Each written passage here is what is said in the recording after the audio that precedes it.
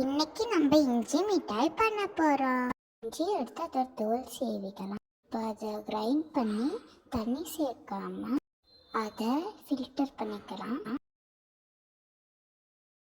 இப்போ ஒரு பிளேட்ல கீ இல்லை ஆயில் அப்ளை பண்ணிக்கலாம்.